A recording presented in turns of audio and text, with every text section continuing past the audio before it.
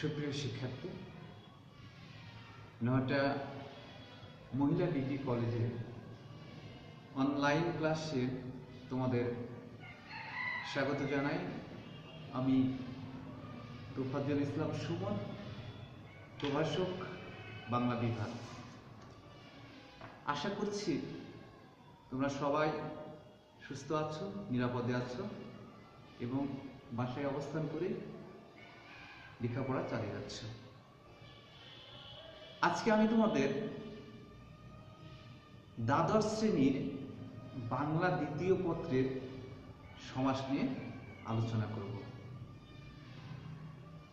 এই আলোচনার আগে কিছু কথা বলে নিই। বর্তমানে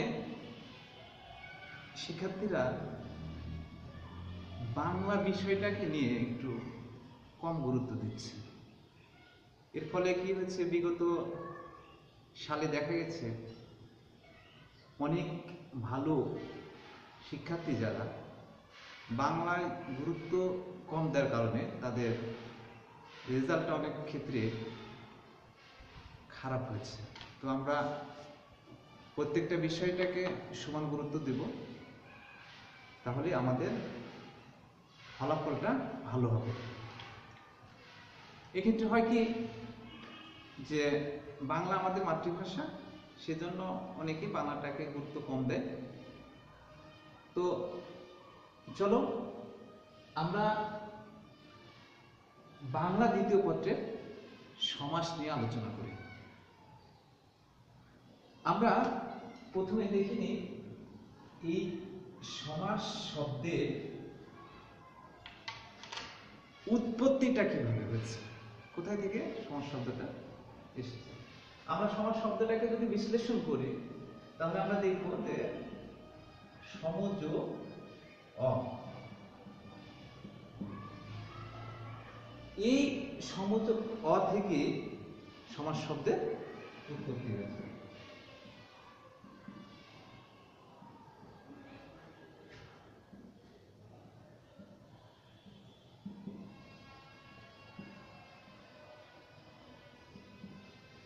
তাহলে তোমরা বুঝতে পেরেছো যে সমাস শব্দটা কিভাবে এসেছে, যে সমযোগ অ। এবার আমরা দেখে নিব সমাস শব্দের অর্থ কি। সমাস শব্দের অর্থ যদি আমরা দেখি তাহলে আমরা দেখতে পাবো যে সমাস শব্দের অর্থটা হচ্ছে সংক্ষেপ, ছোট করা, অথবা এরকম হয়তো বলতে পারি আমরা একাধিক শব্দ বা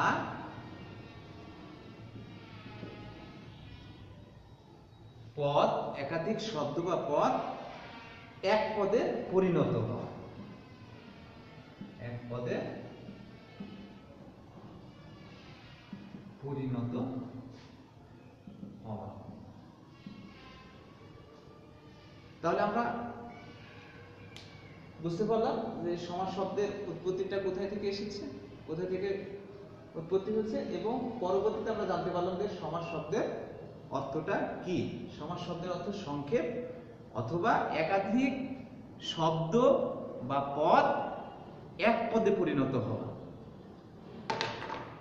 এবার আমরা যদি লক্ষ্য করি যে সমাস শব্দের অর্থ সংক্ষেপ হলেও সমাসের পরিধি, সমাসের সীমারেখাটা বিস্তর, ব্যাপক। তাই বলে যে ভয়ের কিছু আছে তা নয়। আমরা যদি সঠিকভাবে চর্চা করি, বুঝে পড়ি, তাহলে আমাদের কাছে সমাসটা সহজ মনে হবে, আমরা সহজভাবে বুঝতে পারবো এবং শিখতে পারবো।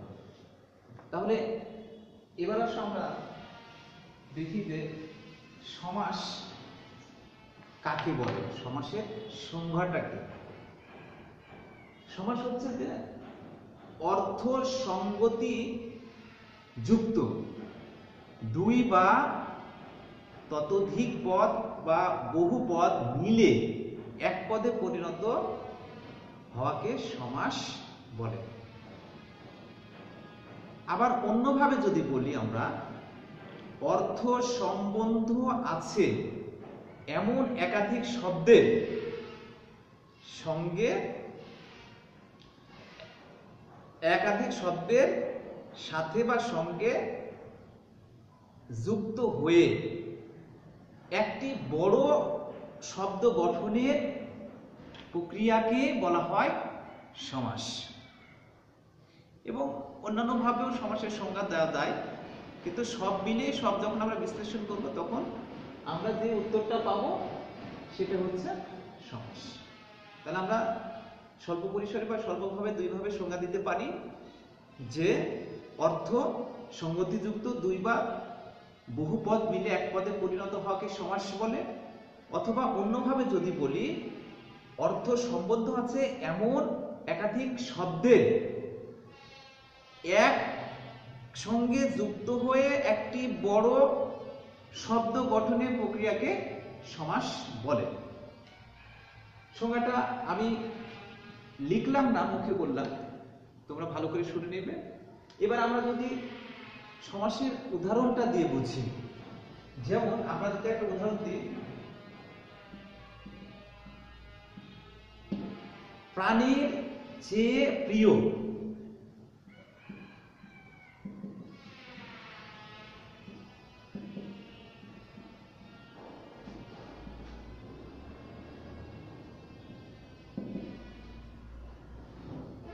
প্রাণপ্রিয়। লক্ষ্য করো, আমি যখন সংজ্ঞায় বলেছি যে পদগুলো বা শব্দগুলোর সমন্বয়ে সমাস হচ্ছে, তাদের মধ্যে কি থাকতে হবে? অর্থ সংগতি থাকতে হবে অথবা অর্থ সম্বন্ধ থাকতে হবে। এখানে আমরা একাধিক পদ মিলে সমাসটা তৈরি করেছি, কিন্তু আমরা দেখি যদি এই প্রাণীর সঙ্গে প্রিয়র একটা সম্বন্ধ আছে, মিল আছে অর্থের দিক থেকে, এই জন্য এটা হয়েছে কি প্রাণপ্রিয়। অথবা আবার অন্যভাবে আমরা যদি আরো উদাহরণ দিই, ভালো ও মন্দ সমান সমান ভালো মন্দ। এই যে এই পদগুলো বা এই শব্দগুলোর মধ্যে একটা অর্থের সম্বন্ধ আছে, যেখানে ভালো সেখানে মন্দ আছে। আবার আমরা যদি বলি, সবার কাছে নিজের প্রাণটা কি প্রিয়, কিন্তু এই প্রাণের চেয়ে যখন অন্য কোনো জিনিসকে আমরা বেশি প্রিয় মনে করবো, সেটাই হবে কি প্রাণপ্রিয়। তাহলে এই শব্দগুলো আমরা যখন বা পদগুলো বিশ্লেষণ করছি, তখন আমরা বুঝতে পারছি বা দেখতে পাচ্ছি যে এই শব্দগুলোর মধ্যে একটা যোগসূত্র আছে, একটা সম্বন্ধ আছে অর্থের দিক থেকে। তাহলে এগুলো হচ্ছে কি সমাসে পরিণত হচ্ছে, বা এটা কি আমরা সমাস বলছি। এবার আসো, সমাস শব্দটা, সমাস শব্দ তৈরি ও প্রয়োগের একটি বিশেষ রীতি। এই রীতিটা, সমাসের যে রীতি বা নিয়ম, এই রীতি বা নিয়মটা এসেছে সংস্কৃত থেকে। তাই বলে খাঁটি বাংলায় সমাসের দৃষ্টান্ত নেই, আছে। খাঁটি বাংলায় সমাসের দৃষ্টান্ত প্রচুর পাওয়া যায়, কিন্তু এখানে হয় কি, এই খাঁটি বাংলার যে সমাসের দৃষ্টান্তগুলো আমরা পাবো, এখানে সংস্কৃতের নিয়ম খাটে না। তফাৎটা হচ্ছে এতটুকুই। তাহলে আমরা প্রথমে জানলাম সমাস শব্দের উৎপত্তিটা, তারপরে সমাসের অর্থ এবং সমাসের সংজ্ঞা।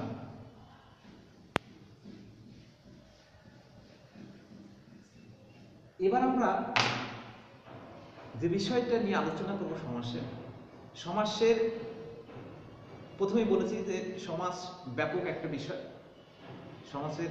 সমাসের আলোচনাটা একদিনে কখনোই সম্ভব না।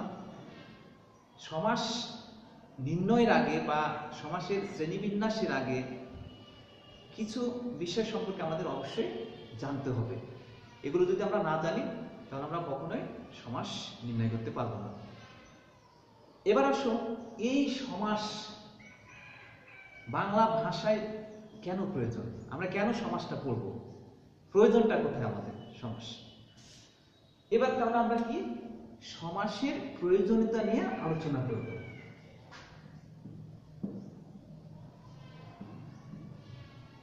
সমাসের প্রয়োজনীয়তা, কেন সমাস প্রয়োজন আমাদের, আমরা কেন সমাসকে শিখতে হবে বাংলায়।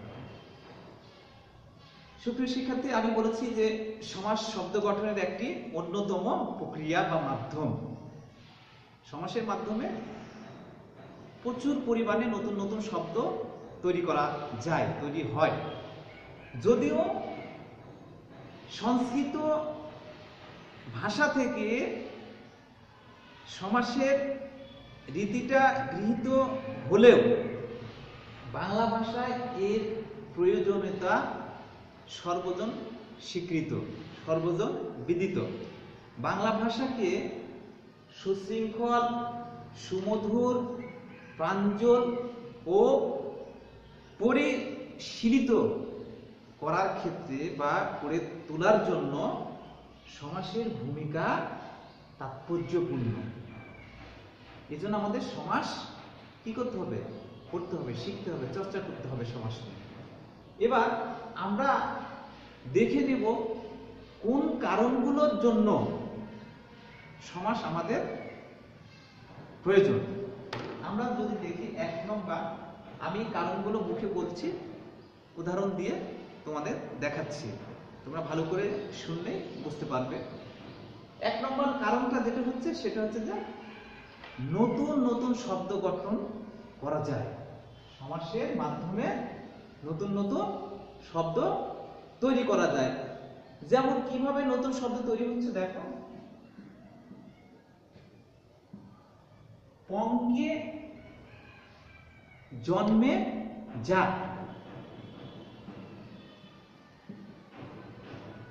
সমান সমান পঙ্কজ। 1 নম্বর কারণ হচ্ছে, আমি বলেছি 1 নম্বর কারণ সমাজের প্রয়োজনতার 1 নম্বর কারণ যে কারণে সমাস করতে হবে সেটা হচ্ছে যে সমাস কি করে, নতুন নতুন শব্দ তৈরি করে। নতুন নতুন শব্দ তৈরি করা যায় সমাসের মাধ্যমে এবং বাংলা ভাষাকে সমৃদ্ধ করা যায় নতুন নতুন শব্দ তৈরি করে। এখানে আমরা যে সমাসটা লিখেছি, উদাহরণটা, দৃষ্টান্তটা দিয়েছি, এখানে পঙ্কে জন্মে যা। এখন পঙ্কজ শব্দের অর্থ হচ্ছে কাদা, কাদায় জন্মে যা। এখন কাদা বলতে আমরা যেটা বুঝি সেটা তো নোংরা, নর্দমার কাদা যেগুলো, এখানে দুর্গন্ধ থাকে আর অনেক কিছু থাকে। এই নর্দমায় বা কাদাতে কি জন্মে, কেঁচো, ঝিনুক, শামুক, আরো অন্যান্য যে নোংরা জিনিসগুলো আমরা বলে থাকি, কীট বলতে পারি, অন্যান্য জিনিস। তো এখানে কি হচ্ছে, এই পঙ্কজ, তাহলে এখানে পঙ্কজের অর্থটা হচ্ছে কি, পদ্ম ফুল। তাহলে কি হলো, নতুন একটা শব্দ তৈরি হচ্ছে। পঙ্কজ মানে হচ্ছে, পঙ্কজের অর্থ যদি আমরা দেখি তাহলে এটা হচ্ছে পদ্ম ফুল। তাহলে আমরা বুঝতে পারলাম যে সমাসের মাধ্যমে নতুন শব্দ কি হয়, উৎপন্ন হচ্ছে, তৈরি করা যাচ্ছে। এবার আমরা যদি পরের কারণ দেখি, 2 নম্বর কারণটা যদি আমরা দেখি, সেটা হচ্ছে যে ভাষাকে সহজ, সরল, সংক্ষিপ্ত এবং প্রাঞ্জল করে তোলে সমাস। দ্বিতীয় কারণটা হচ্ছে কি, যে ভাষাকে সহজ, সরল, সংক্ষিপ্ত এবং প্রাঞ্জল করে তোলে। আমরা যদি বলি যে শত অব্দের সমাহার,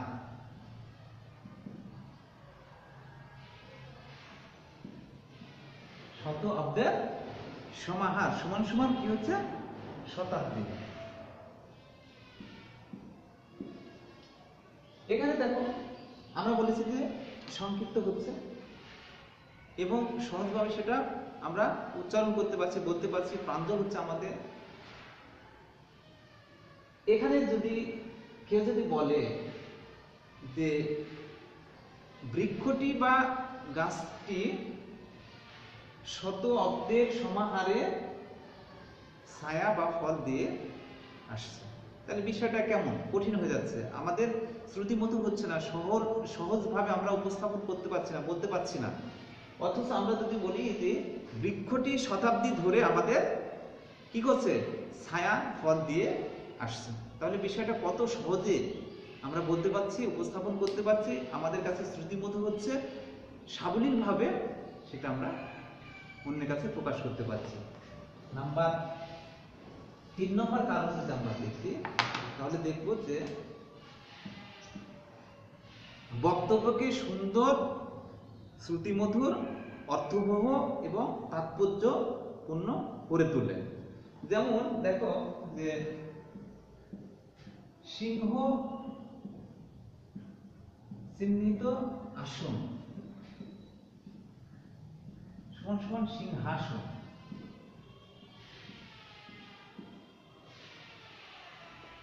আমার বক্তব্যটাকে আমি যখন উপস্থাপন করব কারো কাছে যে রাজা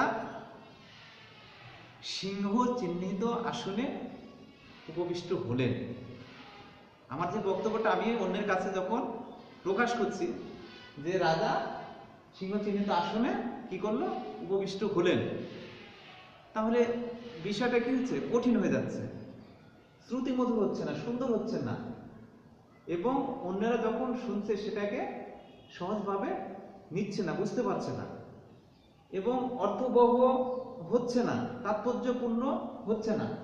অথচ আমি যদি বলি, এই আমার এই বক্তব্যটাকে যদি বলি যে রাজা সিংহাসনে উপবিষ্ট হলেন, তাহলে খুব সহজে সেটা কি হচ্ছে, মানুষ বুঝতে পারছে, শুনতে পাচ্ছে, শ্রুতিমধুর হচ্ছে, বিষয়টা অর্থবহ হচ্ছে। এরপরে আমরা যদি কারণগুলো, অনেক কারণ আছে, তারপরে 4 নম্বর কারণ যদি দেখি যে সমাস প্রয়োজনীয়তার 4 নম্বর কারণ, অল্প কথায় ব্যাপক ভাব প্রকাশ করা যায়। খুব একটা শব্দে তুমি অনেক ভাবটা প্রকাশ করতে পারছো। যেমন রেলের উপর দিয়ে চলে যে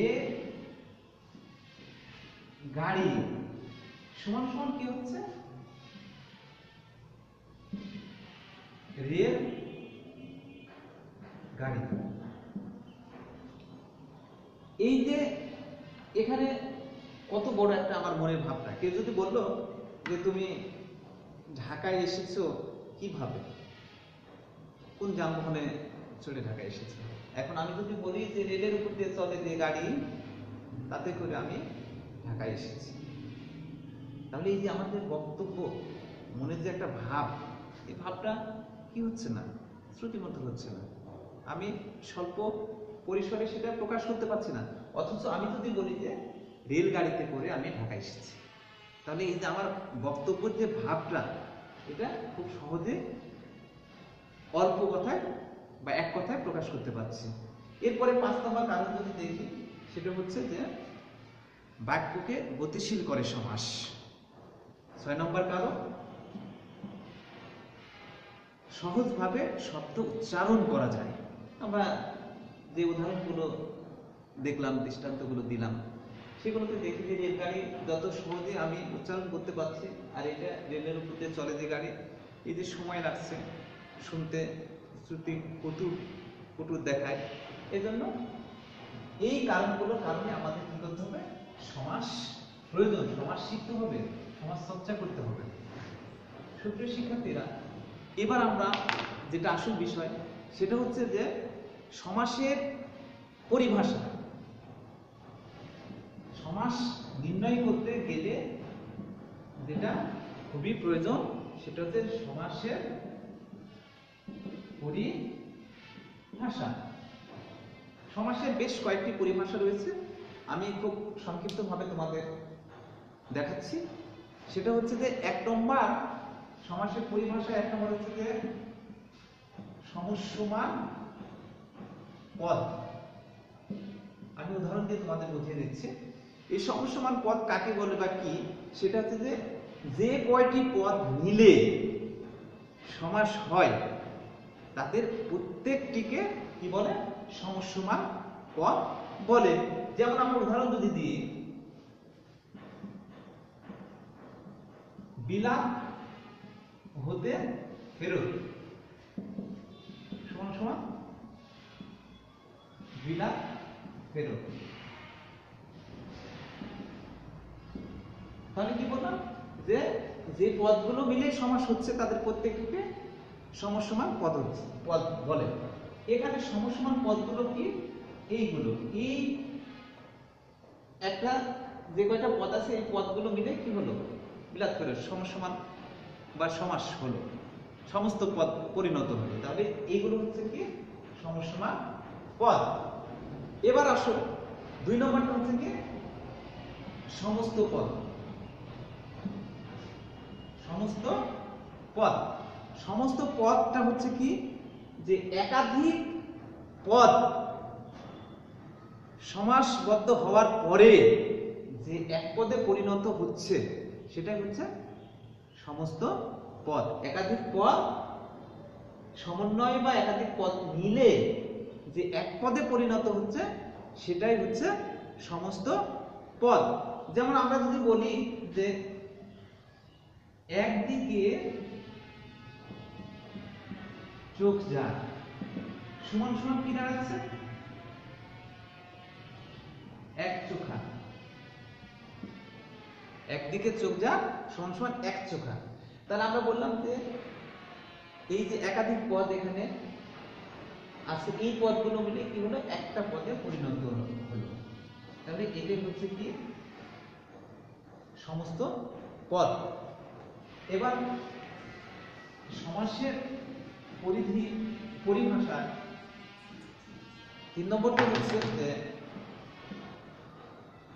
ব্যাস বাক্য বা বিগ্রহ বাক্য।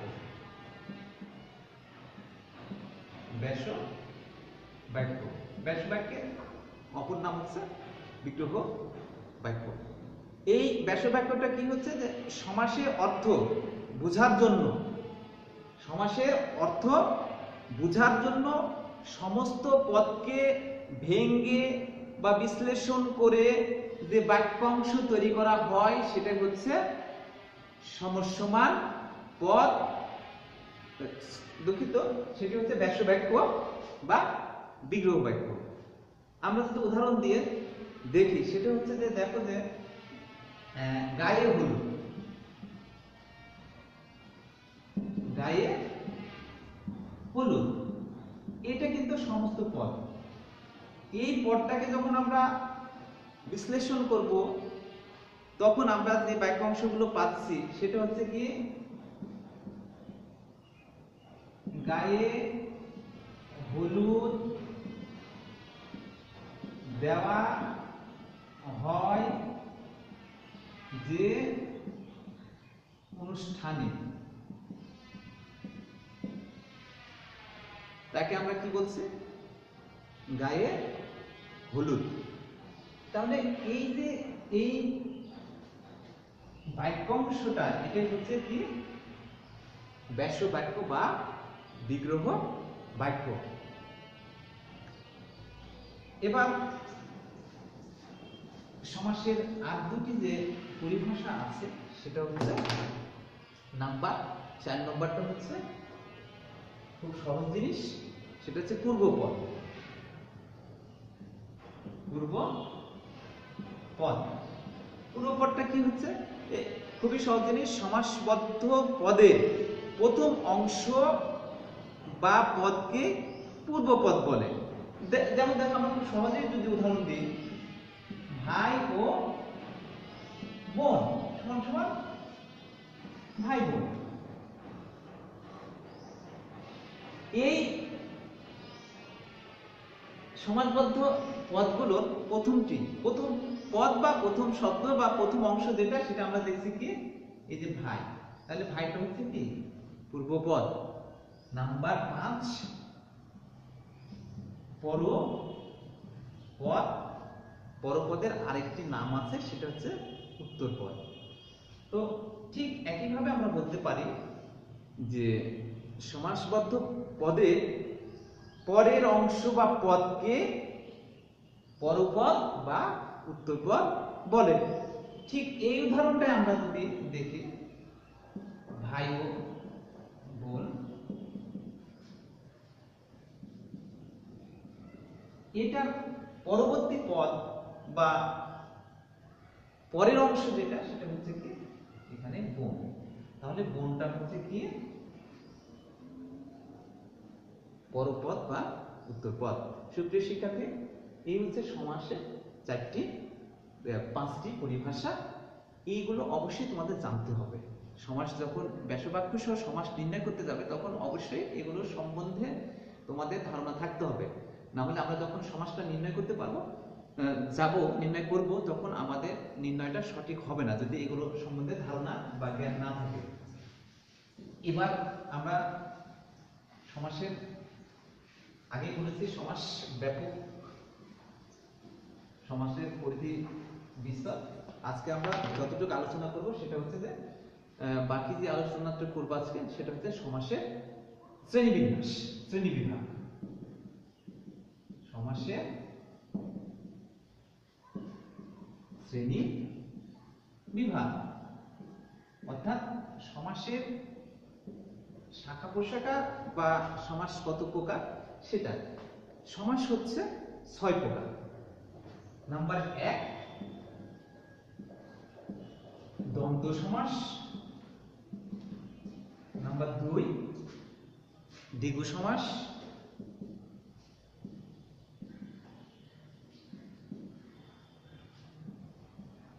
নাম্বার 3 কর্মধারয় সমাস। কর্মধারয়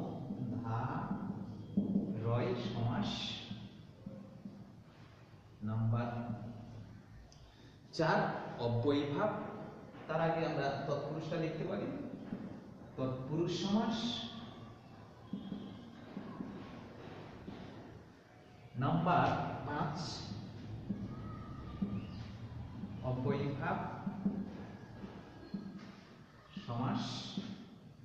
এবং নাম্বার 6 সেটা হচ্ছে বহুব্রীহি সমাস। এই হচ্ছে সমাস 6 প্রকার।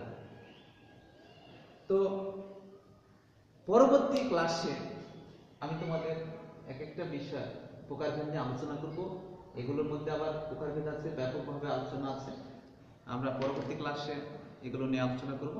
আজকে আমরা যতটুকু শিখলাম সেটা হচ্ছে যে সমাস শব্দের বিশ্লেষণ, উৎপত্তি, সমাসের সংজ্ঞা, সমাস কেন প্রয়োজন, সমাসের পরিভাষা এবং সমাস কত প্রকার। তোমরা অবশ্যই ক্লাসটা ভালোভাবে দেখবে, শুনবে এবং বোঝার চেষ্টা করবে। আর যদি কোনো সমস্যা থাকে তাহলে আমরা পরবর্তী ক্লাসে অবশ্যই সেটা নিয়ে আলোচনা করব। তোমরা বাসায় তোমাদের যে ব্যাকরণ বইগুলো আছে সেখান থেকে তোমরা পড়ে সাহায্য নিতে পারো। তাহলে আমরা ভালোভাবে শিখতে পারবো, বুঝতে পারবো, চর্চা করতে পারবো। তোমাদের সুস্বাস্থ্য কামনা করে তোমরা বাসায় অবস্থান করে ভালোভাবে পড়ালেখা চালিয়ে যাও। আজকে এ পর্যন্ত। পরবর্তী ক্লাসে আমরা বাকি বিষয়গুলো আলোচনা করব। তোমরা সবাই ভালো থাকো। আল্লাহ হাফেজ।